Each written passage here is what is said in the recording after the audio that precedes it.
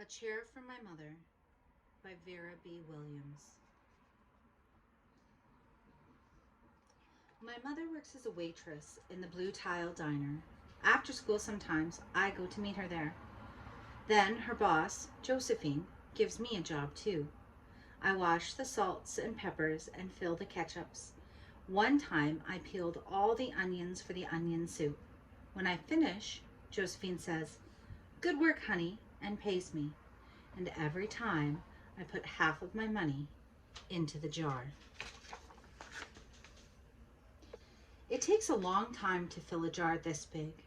Every day when my mother comes home from work, I take down the jar. My mama empties all her change from tips out of her purse for me to count. Then we push all of the coins into the jar. Sometimes my mama is laughing when she comes home from work. Sometimes she's so tired she falls asleep while I count the money out into piles. Some days she has lots of tips.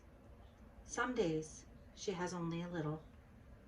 Then she looks worried, but each evening, every single shiny coin goes into the jar.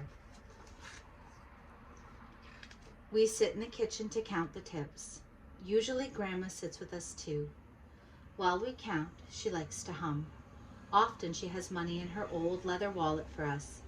Whenever she gets a good bargain on tomatoes or bananas or something she buys, she puts by the savings and they go into the jar. When we can't get a single other coin into the jar, we are going to take out all the money and go and buy a chair. Yes, a chair. A wonderful, beautiful, fat, soft armchair. We will get one covered in velvet with roses all over it. We are going to get the best chair in the whole world. That is because our old chairs burned up. There was a big fire in our other house. All our chairs burned. So did our sofa, and so did everything else. That wasn't such a long time ago. My mother and I were coming home from buying new shoes. I had new sandals. She had new pumps. We were walking to our house from the bus. We were looking at everyone's tulips. She was saying she liked red tulips, and I was saying I liked yellow ones. Then we came to our block. Right outside our house stood two big fire engines. I could see lots of smoke. Tall orange flames came out of the roof. All the neighbors stood in a bunch across the street. Mama grabbed my hand and we ran.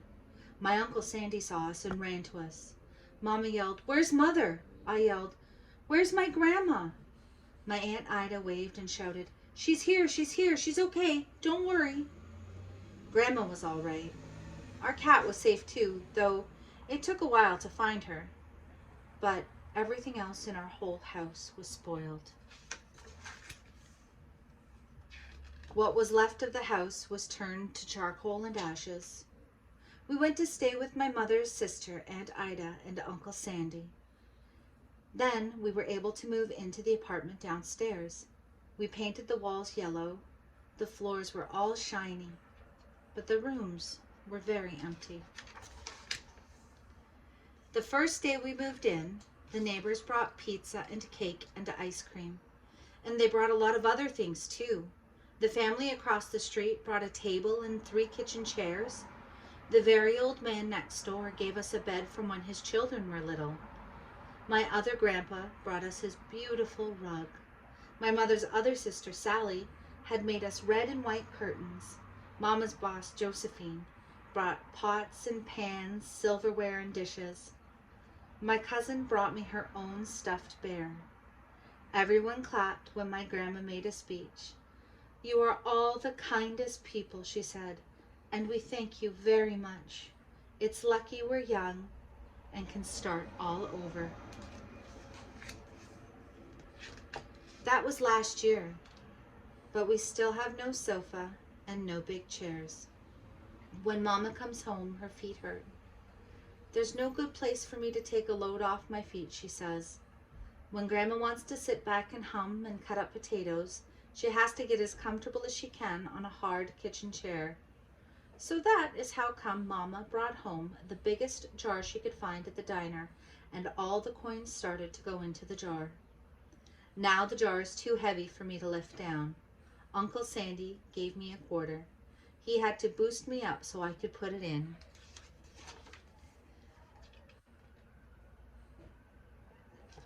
After supper, Mama and Grandma and I stood in front of the jar. Well, I never would have believed it, but I guess it's full, Mama said. My mother brought home little paper wrappers for the nickels and dimes and the quarters. I counted them all out and wrapped them all up. On my Mother's Day off, we took all the coins to the bank. The bank exchanged them for $10 bills. Then we took the bus downtown to shop for our chairs. We shopped through 4 furniture stores. We tried out big chairs and smaller ones, high chairs and low chairs, soft chairs and harder ones. Grandma said she felt like Goldilocks and the 3 bears trying out all the chairs.